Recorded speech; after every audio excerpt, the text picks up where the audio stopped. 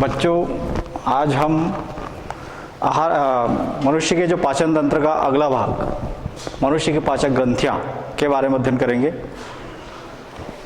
आहार नल से जुड़े हुए जो कुछ ग्रंथियां हैं, जिसके बारे में कुछ चीज़ें, कुछ बातें जो है आपको पहले से बता दी गई थी, है ना। पाचक ग्रंथियां किसको कहेंगे? ऐसी ग्रंथियां जो पाचन की क्रिया में जो है मदद करते हैं, जिनके द्वारा एक विशिष्ट पदार्थ का श्रवण किया जाता है, जिसको एंजाइम्स या प्रकीर्णक कहते हैं, है ना। तो इन ग्रंथियों के द्वारा माध्यम से ही भोजन का पाचन पूर्ण होता है। मतलब जो भोज्य पदार्थ जो हम भोजन के रूप में ग्रहण कर रहे हैं, उसको पचने के लिए पानी और एंजाइमों की आवश्यकता होती है। पानी हम पीकर पूरा कर लेते हैं पानी की कमी को, और एंजाइम्स जो है पाचक ग्रंथियों के माध्यम से स्रावित होता है। ये जो पाचक ग्रंथियां हैं, इनको दो समूहों में बांटा गया है। अंतः पाचक ग्रंथियां और दूसरा बाह्य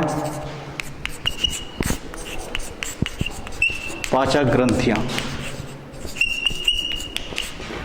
अंतः पाचक ग्रंथियां वे ग्रंथियां होते हैं जो पाचन आहार नाल के साथ जुड़े हुए होते हैं,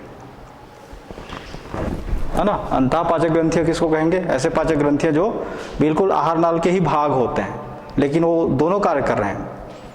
आहार नाल का भी कार्य कर रहे हैं, है ना, और साथ में पाचक ग्रंथियों का भी कार्य कर रहे हैं। तो उन ग्रंथियों को हम कहेंगे अंतः पाचक ग्रंथियां, है ना। इसके अंतर्गत आपका श्लेष्मी ग्रंथि है, जो आंत की दीवार में पाया जाता है, जो आंत को चिकना बना के रखता है। इसी प्रकार आपके जो ग्रशिका है, ग्रास नली जिसको कहते हैं, वहाँ पर वो ग्रंथि होती है, जिसके द्वारा म्यूकस का सिक्रेशन किया जाता है, जो आहार नाल के जो मार्ग है उसको चिकना बना के रखता है, ताकि भोजन जो है आसानी से नीचे आमाशय में चला जाए। इसके अलावा लिवर कुंड ग्रंथियां हैं, जठर ग्रंथियां हैं, जो आहार नाल के ही भाग होते हैं। तो उन ग्रंथियों को हम क्या कहेंगे? अंतः पाचक ग्रंथियां या आंतरिक पाचक ग्रंथियां। और फिर दूसरा बाह्य पाचक ग्रंथियां। तो बाह्य पाचक ग्रंथियां ये ऐसे ग्रंथियां हैं जो आहार नाल से जुड़े हुए नहीं हैं, लेकिन आहार नाल के आसपास ही हैं, एलिमेंट्री कैनाल के आसपास ही हैं, है ना। और वो डायरेक्ट अपने स्राव को जो है आहार नाल पर छोड़ते हैं, जिसके कारण भोजन का पाचन होता है। ठीक है। तो उन ग्रंथियों को बाह्य ग्रंथियां या बाह्य पाचक ग्रंथियों के नाम से जानते हैं। जैसे लार ग्रंथि हो गई, ठीक है। लार ग्रंथि जो है गुहा में ही है रहने के लिए, लेकिन वो पूरा कैनाल से या नली से जुड़ा हुआ नहीं है, वो नली से अलग है। इस कारण वो कहलाता है बाह्य पाचक ग्रंथियां, और जो जुड़े हुए हैं वो आंतरिक पाचक ग्रंथियां होंगे। तो बाह्य पाचक ग्रंथि के अंतर्गत हम सबसे पहले ले लेते हैं लार ग्रंथियों के बारे में। लार ग्रंथियां, तो मनुष्य में लार ग्रंथियों की संख्या होती है 3 जोड़ी, जिनकी आपको स्थिति बताया गया था। एक बार फिर से पुनरावृत्ति की जा रही है। ये जो हमारा तालु है, ऊपरी तालु, है ना, और निचला तालु जीभ के नीचे, एक जोड़ा जो है ऊपर और एक जोड़ा जो है नीचे, और एक जोड़ा जो है जीभ के दोनों बगल में, जो कान से जुड़ा हुआ है, मतलब कान की ओर रसा, है ना। एक एक की संख्या में, अर्थात टोटल कितने हो जाएंगे? 3 जोड़ियां, जिसके द्वारा एक विशिष्ट स्राव स्रावित किया जाता है, जिसको कहते हैं एंजाइम्स या प्रकीर्ण, जिसका नेचर जो होता है वो दुर्बल अम्लीय होता है। मतलब कुल मिलाकर वो क्षारी कहलाएगा। 6.9 के आसपास होता है, तो वो क्षार के आसपास में होता है, माध्यम को क्षारी बना देता है। इसके अंतर्गत एमाइलेज, माल्टेज, टाइलिन, है ना, ये सब एंजाइम्स जो है किसके द्वारा सीक्रेट किए जाते हैं? लार ग्रंथियों के द्वारा। अब ये जो लार ग्रंथियां जो हैं, ये 3 प्रकार के हो गए। तो जो सबसे ऊपर है, हमारे ऊपरी तालु में है, उसको अधोजिह्वा ऊपरी हनु बोलते हैं। जीभ के जो नीचे है उसको अधोजिह्वा कहा जाता है। और जो कान के साइड में, मतलब जीभ के साइड में, उसको उपकर्ण ग्रंथियां कहते हैं। मतलब ये 3 ग्रंथि हो गई, ठीक है, 3 जोड़े हो गए।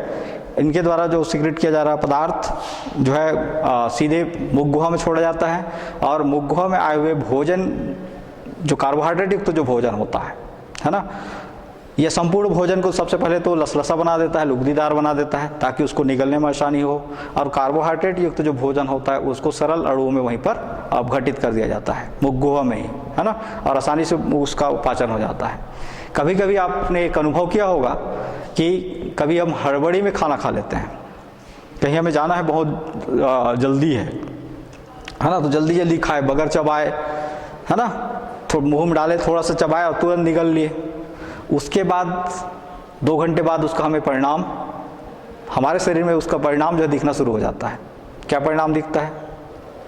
आपको ढकार आना शुरू हो जाएगा, क्योंकि भोजन का पाचन हुआ नहीं, है ना। किस भोजन का? कार्बोहाइड्रेट युक्त तो भोजन का पाचन नहीं हो पाया। क्यों नहीं हो पाया? कि आपने उसमें उचित मात्रा में लार मिलने दिया ही नहीं, उससे पहले ही निकल लिया, ठीक है। तो जब उचित मात्रा में लार नहीं मिला तो कार्बोहाइड्रेट युक्त तो भोजन का पाचन नहीं हुआ, और वो नहीं हुआ उस कारण वो जो है जाकर आपके आमाशय में, आंत में जाएगा, आंत में जाकर इकट्ठा हो जाएगा, और अनपचा भोजन जो है आपके पेट में विकार उत्पन्न करेगा, दर्द उत्पन्न करेगा। बताओ, आपके पेट जो है अनावश्यक रूप से ऐंठन होगा पेट में, है ना, और दर्द होगा। तो हमें क्या करना चाहिए? भोजन को मुख-गुहा में लेने के बाद उसको चबाना चाहिए, अच्छी तरह से चबा लेना चाहिए। अब चबा रहे हैं इसका मतलब ये है कि उसमें लार भी मिल रहा है, ठीक है। अब कार्बोहाइड्रेट का आपके मुख-गुहा में पाचन कैसे होता है, इसके लिए एक एक्सपेरिमेंट है जिसको आप अपने घर में बगैर कोई खर्च के कर सकते हैं, है ना, तो कोई खर्च नहीं लगेगा, और आप अपना शरीर में जो क्रिया हो रहा है उस क्रिया की क्या कर सकते हैं, पहचान या उसकी जो है खुद निरीक्षण कर सकते हैं या परीक्षण कर सकते हैं, ठीक है। आपके घर में कांच का गिलास होगा, है ना। चलिए, कांच का गिलास नहीं है तो कोई ना कोई घर में पात्र होगा, कप होगा, ठीक है। कप में क्या करिए, थोड़ा सा पानी ले लीजिए, या गिलास में इतना सा पानी ले लीजिए, है ना। घर में पका हुआ चावल होगा, उसको अलग से पकाने की आवश्यकता नहीं है, प्रैक्टिकल करने के लिए आपको, है ना। उस चावल को जो है क्या करेंगे, 2 उंगलियों के बीच रखकर अच्छा से दबा देंगे। वो दबा रहे हैं, वो किसका काम कर रहा है? वो दांतों का, मतलब उसको पीस रहे हैं। हम किसके द्वारा पीस रहे हैं? उसको दांत के द्वारा, मुख-गुहा में, है ना। तो हम चावल को क्या किए, थोड़ा सा दबा दिए, पीस दिए उसको, और पीसने के बाद उस चावल के जो टुकड़े हैं उसको कहाँ छोड़ देंगे? उस पानी में छोड़ देंगे, है ना। तो निश्चित रूप से पानी अलग दिखेगा, और वो चावल के जो कण जिसको आपने दबाकर पीस कर यहाँ पर छोड़ा है वो भी अलग दिखेगा, ठीक है। और उसको कुछ क्षण के लिए रहने दीजिए कि वो घुलता है कि नहीं घुलता। क्या घुलेगा? नहीं घुलेगा। उसको एक चीज मिला, भोजन को पचने के लिए, भोजन, चूंकि चावल में क्या पाया जाता है? कार्बोहाइड्रेट, है ना। तो कार्बोहाइड्रेट को पचने के लिए एक चीज मिला, क्या? पानी। लेकिन क्या नहीं मिला इसको? अभी एंजाइम्स नहीं मिला है ना। तो अब क्या करें? अपने लार को वहां पर टिपकाइए। अब लार नहीं निकल रहा है तो लार निकालने का तरीका क्या होगा? घर में मिर्च होगी, है ना, हरा मिर्च थोड़ा सा काट चबा लो, पर्याप्त मात्रा में लार निकलना शुरू हो जाएगा, है ना। या कोई ऐसी चीज सामने में रख दो जिसको देखकर ही मुंह में पानी आना शुरू हो जाता है। जैसे घर में अच्छे पकवान बनते हैं, है ना, अच्छे पकवान बनते हैं तो ऑटोमेटिक आपको जो भूख लगना शुरू हो जाता है। अच्छी सब्जी बनी हुई है तो भूख लगना शुरू हो जाता है। आपके पसंद की सब्जी है तो बिल्कुल आपको उसके गंध से जो है आपको भूख लगना शुरू हो जाएगा। तो ऐसे कंडीशन में आपके मुंह में पानी भी आ जाता है। तो उसको क्या करना है? यहाँ पर गिराना है, और गिराने के बाद जब उचित मात्रा में उसमें लार मिल जाएगा तो कुछ क्षण पश्चात तो जो भोजन के पार्टिकल्स जो वहाँ पर गिरा हुआ था वो गायब हो जाएगा। गायब हो जाएगा मतलब पूर्णतः वो पानी में घुल जाएगा। वो समझ जाइए कि वो कार्बोहाइड्रेट का पाचन हो गया, और वो किस में बदल गया? ग्लूकोज में बदल गया, है ना। चूंकि चावल में ज्यादातर क्या पाया जाता है? कार्बोहाइड्रेट्स, और कार्बोहाइड्रेट्स का कौन सा घटक पाया जाता है? ग्लूकोज। ग्लूकोज और फ्रुक्टोज दोनों एक दूसरे के समअवयवी हैं, है ना। ग्लूकोज किसको कहेंगे और फ्रुक्टोज किसको कहेंगे? ये 11वीं कक्षा में आपने पढ़ा है ना। ग्लूकोज में जो क्रियात्मक समूह होता है वो एल्डिहाइडिक होता है, CHO होता है, और फ्रुक्टोज में कीटोनिक होता है, C+O, है ना। उसकी स्ट्रक्चर आपने पढ़ लिया है। तो उसके सोर्स के आधार पर, उसके स्रोत के आधार पर जो फल से प्राप्त होता है कार्बोहाइड्रेट जो प्राप्त होता है फ्रुक्टोज होता है, और अनाज से जो ग्लूकोज जो कार्बोहाइड्रेट प्राप्त हो रहा है वो ग्लूकोज होता है, ग्लूकोज की मात्रा पर्याप्त होती है। तो यहाँ पर एक एक्सपेरिमेंट हो जाएगा कि लार ग्रंथि द्वारा आपके जो लार जो निकल रहा है उसमें एंजाइम्स होते हैं, वो एंजाइम्स जो है भोजन जब वो पीसे हुए भोजन पर जब आप उसको गिरा रहे हो और पानी भी वहाँ पर है उपलब्ध है, तो भोजन आसानी से पचता हुआ आपको दिखाई देगा, घुलता हुआ दिखाई देगा। ठीक है, तो ये एक्सपेरिमेंट कोई खर्चीला नहीं है, आसानी से आप इस प्रयोग को घर में कर सकते हो। अब देखते हैं हम यहाँ पर जो लार है इसके द्वारा जो सिक्रेट जो लार ग्रंथि द्वारा जो स्रावित जो पदार्थ है उसको हम कहते हैं लार। वो लार का क्या क्या कार्य है? तो सबसे पहला कार्य क्या है लार का? भोजन को लसलसा बनाना, लुगदीदार बनाना, ताकि आसानी से उसको निगला जा सके, है ना। ये पहला कार्य हो गया। इसी प्रकार मुग्ध के जो आंतरिक सतह को, मुग्ध बक्कल कैविटी के आंतरिक सतह में यदि सूखा लार नहीं निकल रहा है तो क्या होगा, वो पूरे बक्कल कैविटी में जाकर चिपक जाएगा भोजन। तो उसको क्या करता है, वो चिपकने नहीं देता, मुंह में कभी भी चिपकने नहीं देता अगर लार जो है पर्याप्त मात्रा में निकल रहा है। ठीक है। तीसरा, कार्बोहाइड्रेट जो युक्त जो भोजन होते हैं उन कार्बोहाइड्रेट युक्त भोजन को पानी और उस लार की उपस्थिति में क्या कर दिया जाता है, पूर्णतः पचा दिया जाता है। ठीक है। इसके अलावा इसके द्वारा टाइलिन का सिक्रीशन किया जाता है। ये जो टाइलिन एंजाइम्स जो होते हैं, है ना, ये माल्टोज को जो है माल्टेज में, मतलब उच्चतर अणुभार वाले बंध को जो उच्चतर यौगिक होता है जिनमें उच्च अणुभार पाया जाता है, जिनके बीच रासायनिक बंध होती है, उस रासायनिक बंध से वो क्या करता है, लार में उपस्थित जो एंजाइम से वो क्रिया करता है और क्रिया करके उन बंधों को तोड़ देता है और उनको सरल अणुओं में अपघटित कर देता है ना।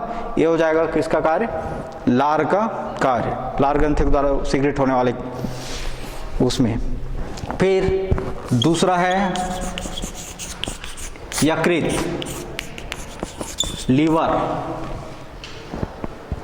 तो आपके आहार नल का आमाशय जहाँ पर स्थित है उसके जस्ट साइड में सबसे अधिक गहरा लाल रंग का एक ग्रंथि पाया जाता है ना, या एक अंग पाया जाता है जिसको हम क्या कहते हैं, यकृत कहते हैं या लीवर कहते हैं। आपको बताएं कि ये जो हमारे शरीर में या मनुष्य के शरीर में पाया जाने वाला सबसे बड़ा पाचक ग्रंथि होता है कौन, यकृत, है ना।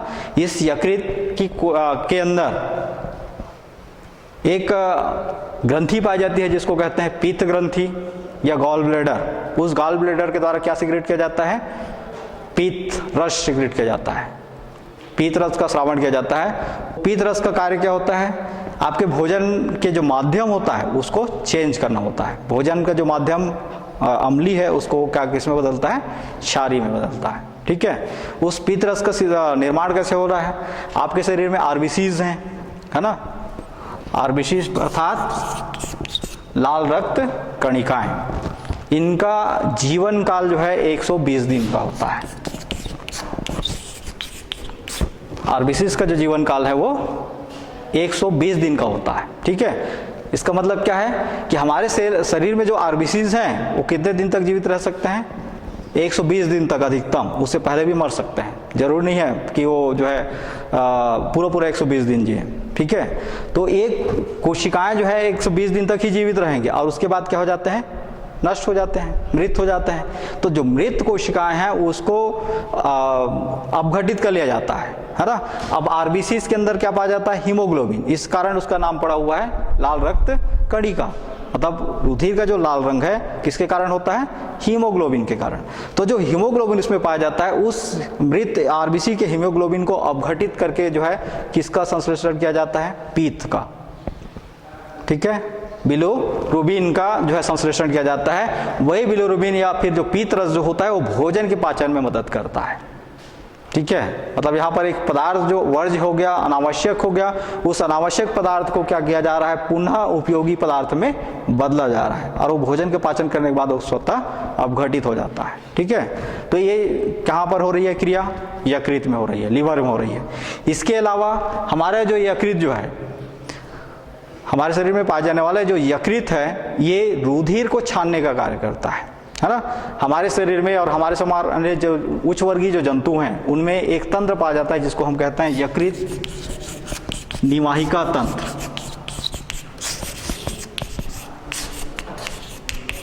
यकृत निवाहिका तंत्र का मतलब ये होता है कि जो शरीर के रुधिर शरीर में पाए जाने वाले जो रुधिर परिसंचरण तंत्र के जो मार्ग होते हैं, है ना, वो कहाँ बहते हैं? रुधिर धमनियों में। तो धमनियों में बहता हुआ रुधिर पहले कहा जाता है शरीर के अंगों में जाता है, और अंगों से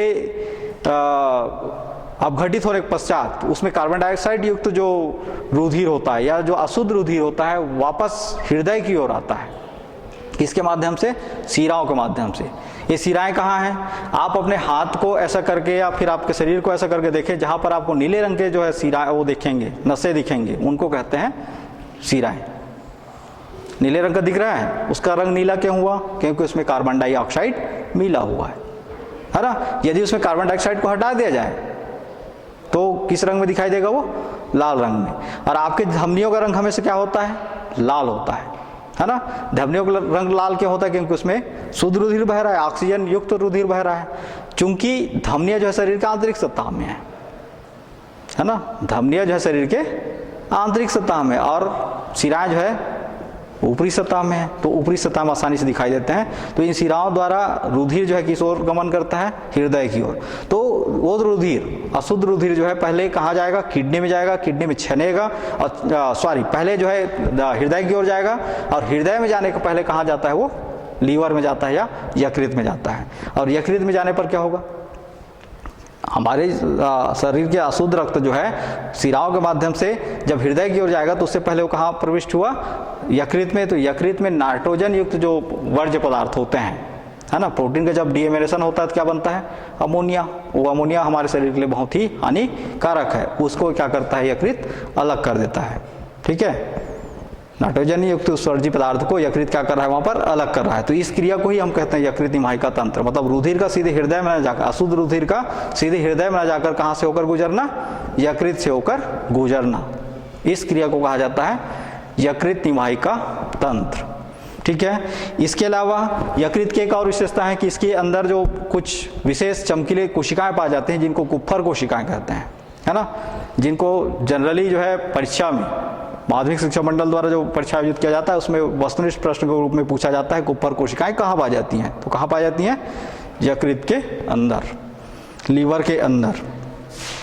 अब आपको पहचानना है कि वो दिया हुआ है जंतु है आपके पास, है ना, उसमें कौन सा अंग यकृत कहलाएगा, तो उसके रंग के आधार पर आप आसानी से पहचान सकते हैं, क्योंकि उसमें रुधिर का जो है रुधिर को छाना जाता है जिसके कारण वो अधिक डार्क लाल होता है। ठीक है, और ये जो आरबीसीज के बारे में बता रहे थे, तो ये आरबीसीज का संश्लेषण या इनका निर्माण हमारे शरीर में कहाँ होता है? हमारे शरीर के जो बोन मैरो होते हैं, बोन मैरो मतलब हड्डियों के बीच खाली खोल है ना, उन खोलों में जो है किसका निर्माण होता है? रक्त कणिकाओं का, जिसका अध्ययन जो है आप अगले चैप्टर में भी करेंगे, है ना। ये जो रक्त कणिका जो बोन मैरो होते हैं, मज्जा गुहा होते हैं, वो दो प्रकार के होते हैं, लाल अस्थि मज्जा और पीला अस्थि मज्जा।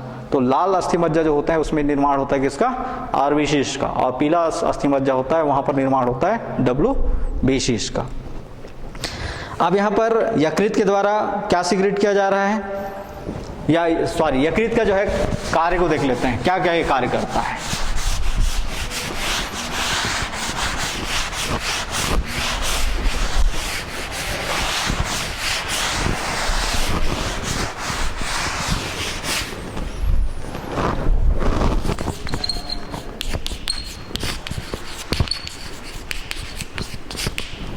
तो सबसे पहले यकृत का कार्य होता है भोजन के माध्यम को बदलना। भोजन के जो माध्यम अम्लीय है उसको किस में बदलना? क्षारीय माध्यम में बदलना। ये पहला कार्य हो गया। फिर यकृत का एक दूसरा महत्वपूर्ण कार्य है, ये ग्लूकोज को जो है ग्लाइकोजन में कन्वर्ट करता है। हमारे शरीर में जो कार्बोहाइड्रेट के पाचन से क्या बनता है? ग्लूकोज। इसको किस में कन्वर्ट करेगा? ये ग्लाइकोजन।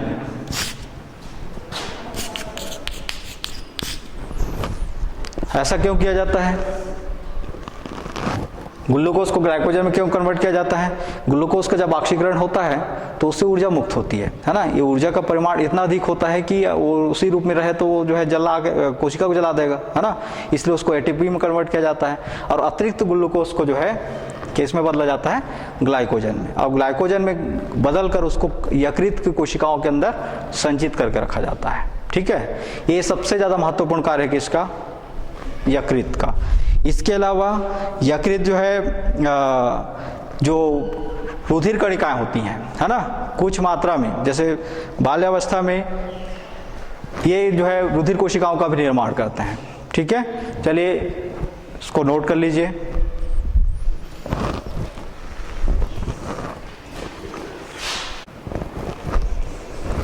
तो यकृत के कार्य के अंतर्गत दूसरा कार्य हो गया ग्लूकोज को किस में कन्वर्ट करना? ग्लाइकोजन में कन्वर्ट करना।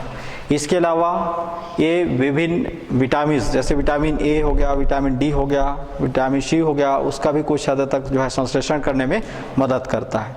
इसके अलावा ये जो रुधिर में आए हुए अतिरिक्त जो कैरोटीन है उसको अलग करके रुधिर के जो है छानने का कार्य करता है यकृत निवाहिका तंत्र के अंतर्गत, है ना।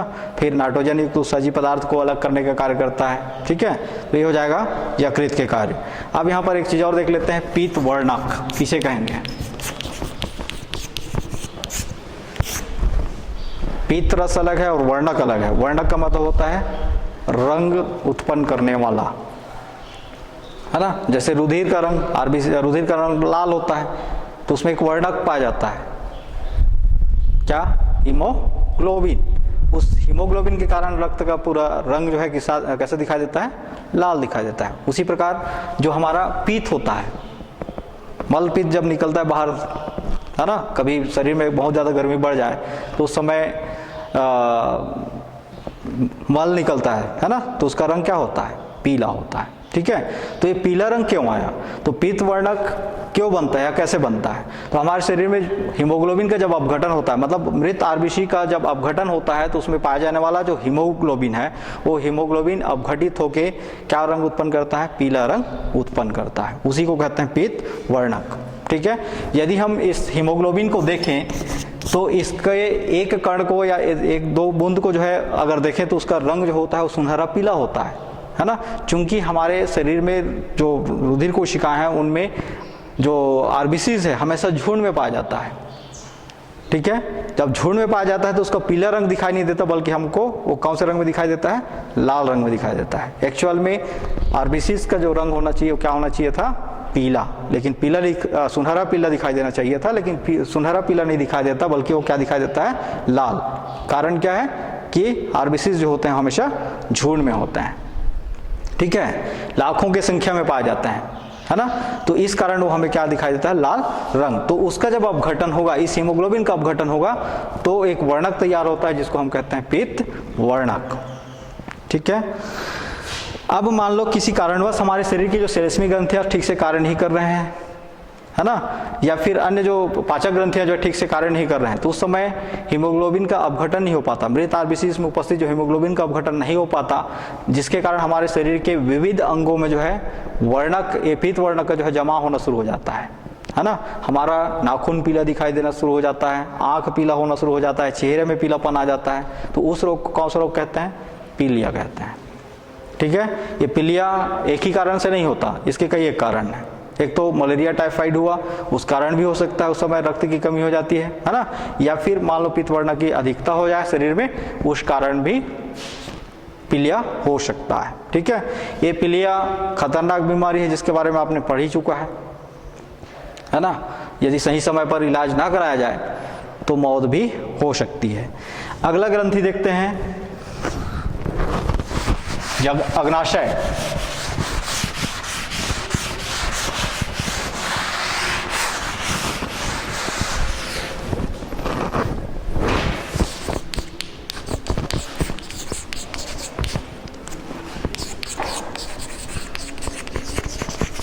अग्नाशय या पेनक्रियाज, ये यू के आकार की नली है जो कहाँ पाया जाता है?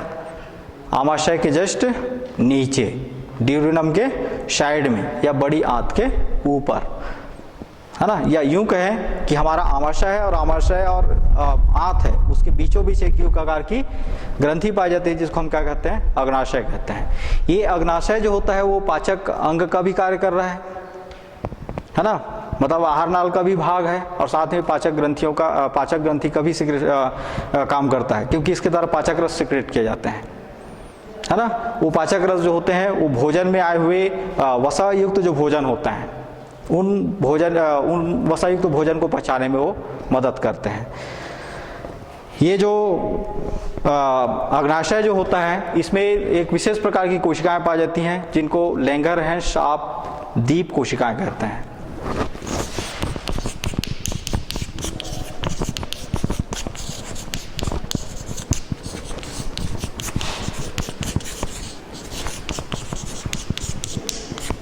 ये जो लैंगरहैंस शार्प दीप कोशिकाएं हैं, है ना, इनके द्वारा दो प्रकार के हार्मोन्स का सिक्रेशन किया जाता है। पाचक ग्रंथि तो है ही, इसके अलावा किसका सिक्रेशन कर रहा है? हार्मोन्स का, है ना। हार्मोन्स का कार्य क्या होता है? शरीर की क्रियाओं को उत्तेजित करने का, ठीक है।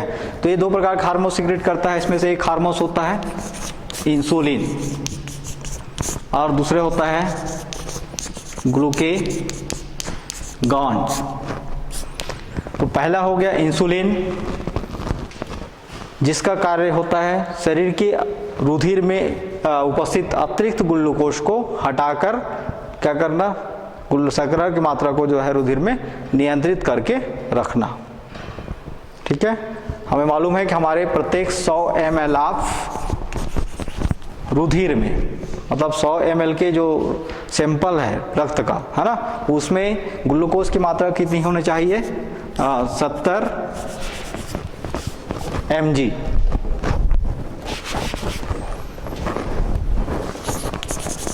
70 मिलीग्राम है तब तक रुधिर में शर्करा की मात्रा नियंत्रित है, और यदि इससे बढ़ जाता है तो उस कंडीशन में हम जो है डायबिटीज के शिकार हो जाते हैं। मतलब हमें एक रोग होता है जिसको हम कहते हैं शुगर की बीमारी, है ना। तो इसको नियंत्रित करने का कार्य कौन करता है? इंसुलिन। इंसुलिन जो है अतिरिक्त ग्लूकोज को किस में कन्वर्ट करता है? ग्लाइकोजन में। जो आपने पहले यकृत के कार्य पढ़ा, ग्लूकोज को किस में बदला जाता है? ग्लाइकोजन में। तो किसकी उपस्थिति में संभव है? वो इंसुलिन की उपस्थिति में संभव है। अब मान लो किसी कारणवश हमारा अग्नाशय की जो लैंगरहैंस शार्प दीप कोशिकाओं द्वारा जो सिक्रेट इंसुलिन हार्मोन्स की कमी हो जाए, या लैंगरहैंस शार्प दीप कोशिकाएं जो है इंसुलिन हार्मोन्स का सिक्रेशन को कम कर दे, तो क्या होगा? लगातार रुधिर में शर्करा की मात्रा बढ़ जाएगा।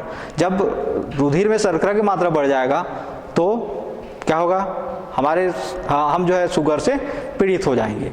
उस सिचुएशन, उस कंडीशन में हमारे द्वारा जो थूक या जो मलमूत्र जो त्यागा जाता है उसमें भी चींटियां आकर बैठ जाती हैं। इसका मतलब क्या है कि उसमें भी वो शर्करा की मात्रा इतनी अधिक बढ़ गई कि वर्ज्य पदार्थ के साथ भी वो शरीर से क्या हो रहा है? बाहर निकल रहा है ना। तो वो बहुत खतरनाक स्थिति निर्मित हो जाती है। तो उसको नियंत्रित करके रखता है कौन? इंसुलिन। अब मान लो कोई व्यक्ति शुगर से पीड़ित है तो क्या करेगा? डॉक्टर के पास जाएगा, तो डॉक्टर के द्वारा क्या दिया जाता है? इंसुलिन का इंजेक्शन दिया जाता है। और दूसरा परहेज बताया जाता है। क्या परहेज? मीठी चीज़ों का उपयोग कम करें, है ना। अनाज के स्थान पर यदि जो दूसरे चावल होते हैं, है ना, जिनको जैसे इस संचल में जो है बोलते हैं कोदो, उस चावल का यदि इस्तेमाल किया जाता है तो उसमें ग्लूकोज की मात्रा चूंकि कम होती है ना, नियंत्रित हो जाता है ना। इसी प्रकार रोटी, गेहूं में जो है ग्लूकोज की मात्रा बहुत ज़्यादा होता है, तो रोटी खाने से भी मना कर दिया जाता है। मीठे चीज़ों से तो मना किया जा रहा है, लेकिन जिन चीज़ों में ज़्यादा ग्लूकोज होता है उसको भी खाने से रोका जाता है। और साथ में एक सप्ताह में या 15 दिन में एक बार इंजेक्शन, मतलब इंसुलिन का इंजेक्शन लगवाना पड़ता है जो डायबिटीज़ के मरीज होता है, ठीक है। दूसरा है ग्लूकेगॉन। ये ग्लूकेगॉन का कार्य जस्ट इसके विपरीत है।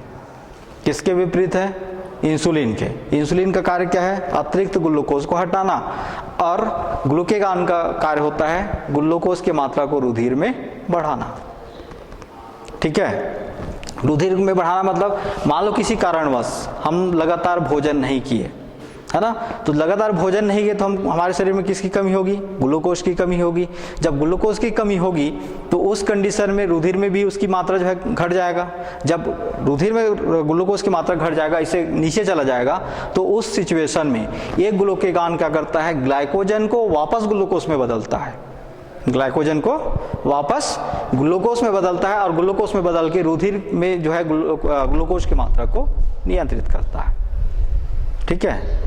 अब जो पेशेंट होते हैं वो दोनों प्रकार के होते हैं। जो शुगर पेशेंट होते हैं दोनों प्रकार के होते हैं। कुछ ऐसे पेशेंट होते हैं जिसको डॉक्टर द्वारा सलाह दिया जाता है कि जितना अधिक हो सके मीठे चीज़ खाए, क्योंकि उसके शरीर में क्या नहीं बन रहा है, ग्लूकेगान नहीं बन रहा है और ग्लूकोज की कमी हो गई है ना। तो मीठे चीज़ खाने के लिए वो किया जाता है और किसी के शरीर में जो है इंसुलिन की कमी होती है तो वो उसकी मात्रा बढ़ जाता है। तो दोनों के कार्य होगा एक दूसरे के विपरीत। और जब एक का कार्य चलता रहता है तो दूसरा जो है निष्क्रिय अवस्था में रहता है ना। और जब दूसरे का कार्य चल रहा है तो पहला क्या होगा, निष्क्रिय अवस्था में रहेगा। तो ये हो गया अग्नाशय के कार्य।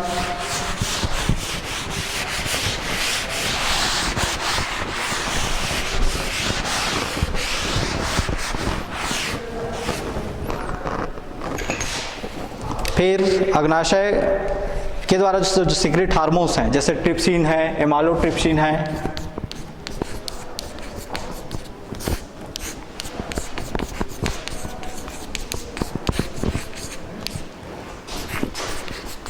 ट्रिप्सिन, एमालोट्रिप्सिन, ये वसा युक्त जो भोजन होता है ना, उसके जो उच्चतर आणविक जो संगठन होता है उस उच्चतर आणविक संगठन को क्या करता है, वो सरल अणुओं में तोड़ देता है। ये पहला कार्य हो गया। फिर जो हार्मोन सीक्रेट किया जाता है वो हार्मोन्स के द्वारा क्या किया जा रहा है, शरीर में रुधिर में जो है ग्लूकोज की मात्रा को नियंत्रित किया जा रहा है, चाहे अधिक हो तब या फिर कम हो तब। अब अगला चीज देख लेते हैं, पाचन क्रिया। क्योंकि पाचन क्रिया को भी लगभग देख ही लिए पूरा चीज, फिर भी एक बार फिर से उसकी पुनरावृत्ति हो जाए। जो हम भोजन लिए हैं उस भोजन का पाचन किस प्रकार होता है, कहाँ कहाँ पर क्या क्या क्रियाविधि होती है ना। तो भोजन को पचाने के लिए किसकी आवश्यकता है, तो पानी की आवश्यकता है और दूसरा एंजाइम्स की, है ना। फिर कौन सा भोजन कहाँ पर पचता है इसके बारे में भी आपने जान लिया, है ना। कार्बोहाइड्रेट युक्त भोजन है तो आपके मुख गुहा में पच गया, ठीक। यदि प्रोटीन युक्त भोजन है तो कहाँ पचेगा, आमाशय में। और यदि वसा युक्त भोजन है, वसा किसमें मिलता है, तेल में, ठीक है। और जो जिनसे हम तेल निकालते हैं, ऐसे जो फलों को यदि हम खाएं, उनके फलियों को खाएं तो उससे भी हम क्या मिलता है, वसा मिलता है, ठीक है। तो उसका पाचन कहाँ हो रहा है, ड्यूरेनम और आंत में। तो ये तीन अलग अलग घटक हो गए। इसके अलावा आप और जो भोज्य पदार्थ के रूप में ग्रहण कर रहे हैं, पानी, विटामिन और खनिज लवण, इनको पचाने की आवश्यकता नहीं है। तो वास्तव में पाचन की जो क्रिया होती है एक विशेष प्रकार की भौतिक रासायनिक क्रिया होती है ना। भौतिक रासायनिक क्रिया अर्थात इसके लिए भौतिक कारकों की भी आवश्यकता है और दूसरा वो रासायनिक क्रिया होती है।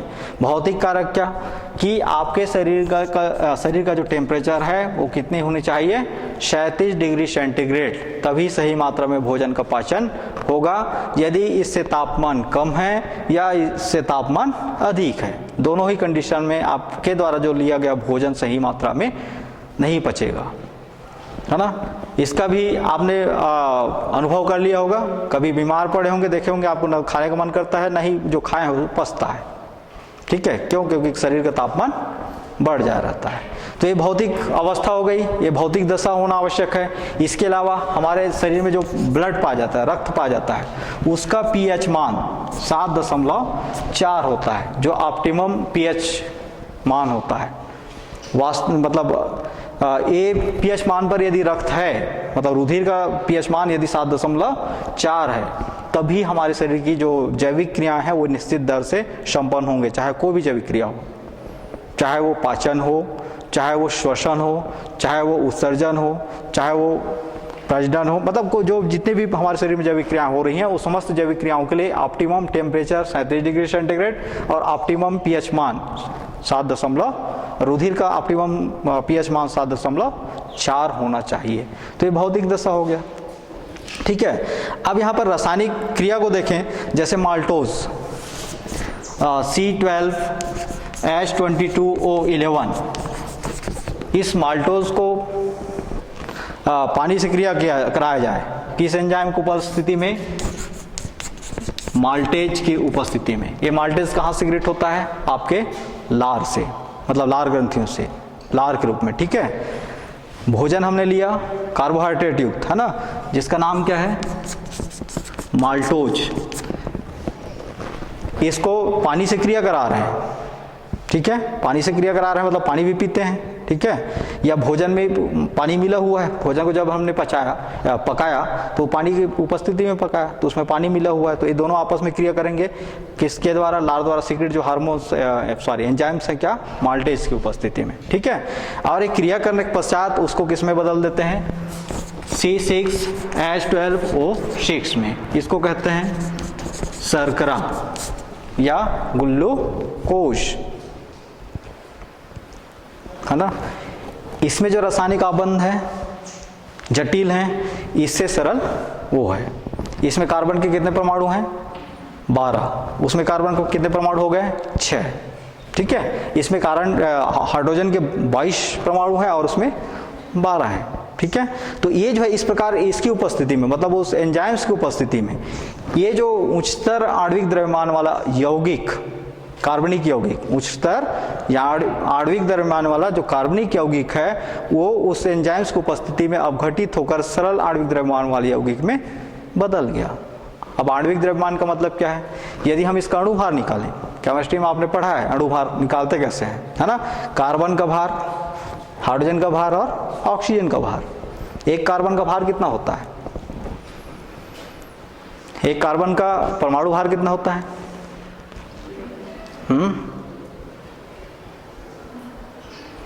12 होता है ना। यहाँ पर केमिस्ट्री और बायोलॉजी ये दो ऐसे विषय हैं जिसमें कुछ चीज़ों को जो बायो में आपने पढ़ा है वो केमिस्ट्री में पढ़ोगे, और केमिस्ट्री में जो पढ़ा है वो उसको बायो में पढ़ोगे। ठीक है ना, तो वो जानना जरूरी है। आणविक द्रव्यमान निकालना है तो कार्बन का भार, एक कार्बन का भार होता है 12, तो 12 कार्बन है, 12 गुणित 12 धन। एक हाइड्रोजन का भार होता है 1, तो 22 हाइड्रोजन है उसका भार, 1 गुणित 22। फिर एक ऑक्सीजन का भार कितना होता है? कितना होता है एक ऑक्सीजन का भार? 16, है ना। इसमें कितने ऑक्सीजन है? 11 है, तो 16 गुणित 11 हो जाएगा, है ना। तो इसका जितना भार निकला 1 गुणित 12 गुणित 12 करने पर इसका भार प्लस यहाँ पे धन का चिन्ह लगा दिए, यहाँ पर 22 गुणित 1 किए, जितना भार निकला उसको और इसका जो जितना भार निकला उस सबको जोड़ देंगे तो इसका आणविक द्रव्यमान निकल जाएगा। अब इसका आणविक द्रव्यमान निकाल लो आप, है ना। तो उसमें कार्बन परमाणु की संख्या, हाइड्रोजन की संख्या और ऑक्सीजन की संख्या, तीनों की संख्या कम है ना। तो उसको जब आप उसका आणविक द्रव्यमान निकालेंगे तो उसका आणविक द्रव्यमान निश्चित रूप से कम आएगा, है ना। किसके कारण आया? कौन सी क्रिया द्वारा आया? पाचन की क्रिया द्वारा। और वो पाचन की क्रिया में कौन मदद किया? पानी किया और दूसरा एंजाइम किया, परकीणु किया, है ना। ये परकीणु कहाँ सीक्रेट हुआ? लार से, लार ग्रंथि से। तो इस प्रकार होती है पाचन की क्रिया। अब अलग अलग स्थानों पर पाचन की क्रिया कैसे होती है? जैसे मुख गुहा में पाचन,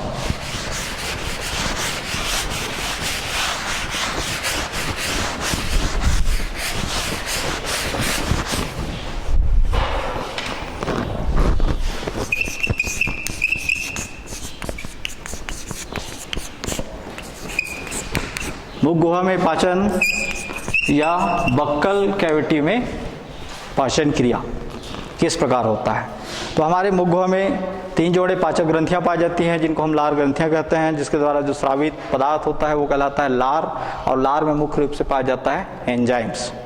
ठीक है, ये एंजाइम्स का मुख्य कार्य होता है उच्चतर कार्बनिक यौगिकों को निम्नतर कार्बनिक यौगिकों में अपघटित करना। उच्चतर अणुभार वाले जो कार्बनिक यौगिक हैं उनको निम्नतर अणुभार वाले कार्बनिक यौगिकों में क्या करना? बदलना, है ना। और उसी के कारण जो है ये जो भोजन के जो पार्टिकल्स होते हैं वो सरल अणुओं में टूटते हैं और पच जाते हैं। तो लार का कार्य आपने पहले पढ़ लिया है। लार या मुख गुहा का वो फंक्शंस आपने जान लिया है कि मुख गुहा में किसका पाचन होता है? कार्बोहाइड्रेट्स का। तो कार्बोहाइड्रेट्स के पाचन करने योग्य जो एंजाइम्स है वही यहाँ पर सीक्रेट होते हैं। जैसे एमाइलेज हो गया, है ना, आइसो एमाइलेज हो गया, टाइलिन हो गया, माल्टेज हो गया, ये सभी एंजाइम्स का सिक्रेशन कहाँ से हो रहा है, मुख्य गुहा से हो रहा है। ये जो एंजाइम्स होते हैं, ये एंजाइम्स का जो पीएच मान होता है वो लगभग 6.7 के आसपास होता है, अर्थात हल्का अम्लीय होता है। कुल मिलाकर उसको हम क्या मानते हैं, क्षारीय मानते हैं। ठीक है, ये कार्बोहाइड्रेट्स का सूत्र, सामान्य सूत्र क्या होता है, C6H10O5 इसको कहते हैं कार्बोहाइड्रेट। ठीक है, इसको N/2H2O के द्वारा, मतलब उचित मात्रा में जल के द्वारा क्रिया कराने पर यही कार्बोहाइड्रेट्स या उच्चतर आणविक द्रव्यमान वाला यौगिक, जैसे मान लो हम टाइलिन की उपस्थिति में कर रहे हैं, है ना, टाइलिन की उपस्थिति में अपघटित कर रहे हैं, तो ये कार्बोहाइड्रेट्स जो है टाइलिन के साथ क्रिया करेगा और क्रिया करके N/2 क्या बनाएगा, C6H12O6 सरल अणु में अपघटित हो जाएगा। तो इस प्रकार से उच्चतर आणविक द्रव्यमान वाले जो यौगिक हैं उनकी संरचना जो है अपघटित हो जाता है और सरल आणविक द्रव्यमान में वो बदल जाता है। इसी प्रकार माल्टेज को जो है माल्टेज प्रकीर्ण की उपस्थिति में माल्टोज को माल्टेज में कन्वर्ट किया जाता है, मतलब ग्लूकोज में कन्वर्ट किया जाता है। ठीक है, जो कार्बोहाइड्रेट्स फलों में पाए जाने वाले जो कार्बोहाइड्रेट्स होते हैं उसको ग्लूकोज और फ्रुक्टोज में बदला जाता है। ठीक है, तो ये हो जाएगा मुख गुहा में पाचन। इसके बाद आमाशय में पाचन को देख लेते हैं।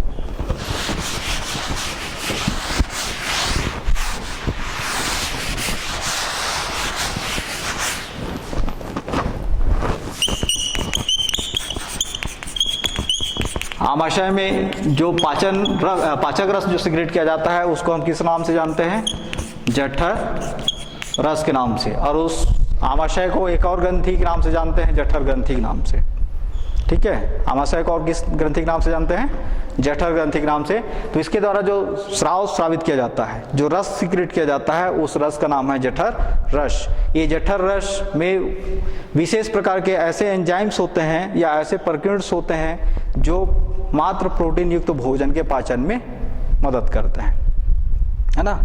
किस प्रकार के भोजन को पचा सकता है जठर रस, प्रोटीन युक्त। अब प्रोटीन के जो स्रोत जिन पदार्थों को हम खा रहे हैं उनमें कुछ पदार्थ ऐसे होते हैं जिसमें प्रोटीन रहता है ना। प्रोटीन का जब डीएमिनेशन होता है तो इन एंजाइमों की उपस्थिति में, या मतलब इसके द्वारा जो सिगरेट रस है इसकी उपस्थिति में ही होता है। जैसे पेप्सिन हो गया, ये पेप्सिन जो होता है वो हमारे शरीर की जो आमाशय में निष्क्रिय अवस्था में पाया जाता है, निष्क्रिय अवस्था में पेप्सिनोजन के रूप में पाया जाता है। ठीक है, हमारे शरीर में पेप्सिन जो है किस रूप में पाया जाता है, पेप्सिनोजन के रूप में निष्क्रिय अवस्था में पाया जाता है। लेकिन जैसे ही आमाशय द्वारा हाइड्रोक्लोरिक अम्ल का सिक्रेशन किया जाता है, HCl का श्रावण किया जाता है, तो वही हाइड्रोक्लोरिक अम्ल जो है इस पेप्सिनोजन को जो है किसमें कन्वर्ट करता है, पेप्सिन में। और पेप्सिन जब पेप्सिन के रूप में जैसे ही कन्वर्ट होता है, यही पेप्सिन जो है प्रोटीन का डीएमिनेशन करता है या उसका पाचन करता है। ठीक है, इसी प्रकार कैसीन है। कैसीन किस में पाया जाता है, दूध में, है ना। दूध को पूर्ण आहार कहते हैं। क्यों पूर्ण आहार कहते हैं, क्योंकि दूध में कार्बोहाइड्रेट्स भी होता है, प्रोटीन भी होता है, वसा भी होता है, विटामिन भी होते हैं, खनिज लवण भी होते हैं और पानी भी होता है। ठीक है, मतलब सभी पोषक तत्व पाए जाते हैं। हमको जो 6 आवश्यक पोषक तत्व हैं वो सभी पाए जाते हैं। ठीक है ना, इससे 6 पोषक तत्व की उपस्थिति होती है, इस कारण उसको पूर्ण आहार के नाम से जाना जाता है। ठीक है, इसलिए जब हम बीमार पड़ते हैं तो डॉक्टर हमें बोलता है दूध पियो, ताकि दूध से ही सब कुछ मिल जाएगा। आपको ठोस भोजन को नहीं खा पा रहे हैं तो उस कंडीशन में आप दूध से जीवित रह सकते हैं, उसमें आपको सब चीज़ मिल जाएगा, वो बैलेंस करके रखेगा। और हमें ये भी मालूम है कि जो नवजात शिशु जो होता है वो 1 से लेकर मतलब 0 से लेकर 6 महीने तक किसके बदौलत जीवित रहता है, दूध के बदौलत, क्योंकि दूध में हर चीज़ मिल रहा है उसको, है ना। 6 महीने के बाद ही उसको कुछ बाहर से बाहरी पदार्थ जो है देना शुरू करते हैं, फिर भी उस समय भी वो दूध के भरोसे ही रहता है ना। बाहरी पदार्थों को थोड़ा बहुत खाएगा, लेकिन उसको ज़्यादातर लगभग 1 से 1.5 साल तक किस में जीवित रखा जाता है, दूध के भरोसे, क्योंकि दूध में उसको सब चीज़ मिल रहा है। तो उसमें एक पाया जाता है एंजाइम्स कैसीन। ठीक है, तो चलिए आज आपने मनुष्य के पाचक ग्रंथियों के बारे में और पाचन की क्रिया किस प्रकार होती है शरीर में, है ना, इसके बारे में पढ़ा। अगले कालखंड में इसके कुछ और घटक हैं उसके बारे में पढ़ेंगे। धन्यवाद।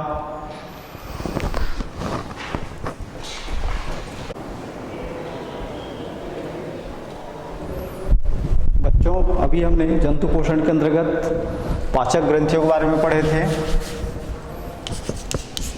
पाचक ग्रंथियां, इसके अंतर्गत सबसे पहला ग्रंथि हमने पढ़ा था लार ग्रंथि।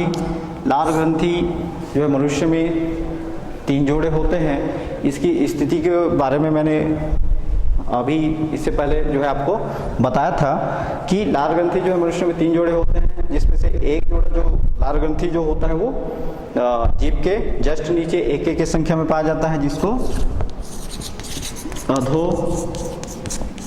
जिह्वा कहते हैं। दूसरी जोड़ी जो लार ग्रंथि होती है, जिसकी स्थिति के बारे में मेरे द्वारा गलत आपको बताया गया था, ऊपरी तालु पर या छत पर बताया गया था, जबकि वो एक्चुअल में जबड़े के नीचे जो मैग्जिला होता है, मैग्जिलरी अस्थि होती है, वहाँ पर पाया जाता है, जिसको हम कहते हैं अधो हनु। और तीसरी जोड़ी जो लार ग्रंथि होती है वो हमारे मुख गुहा में जो जीभ है, जीभ के दोनों साइड में, जीभ के पीछे कान के नीचे पाया जाता है, जिनको उपकर्ण ग्रंथियां कहते हैं। तो इस प्रकार से लार ग्रंथियां जो हो गई, उनकी स्थिति अधोजिह्वा, जीभ के नीचे, अधोहनु मैग्जिला के, मतलब हमारे जबड़े, निचले जबड़े के नीचे मैग्जिलरी अस्थि के पास, जिसको सब मैग्जिलरी ग्रंथि भी कहते हैं। और फिर एक जोड़ी जो ग्रंथि होती है वो हमारे जीभ के पीछे और कान के नीचे 1 की संख्या में पाए जाते हैं, जिनको उपकर्ण ग्रंथियां कहते हैं। इसी चैप्टर में आपने एक चीज़ और पढ़ा था कि जो पीतरस होता है, पीतरस, इसका जो स्राव जो होता है हमारे शरीर में पाए जाने वाले यकृत की कोशिकाओं के द्वारा किया जाता है।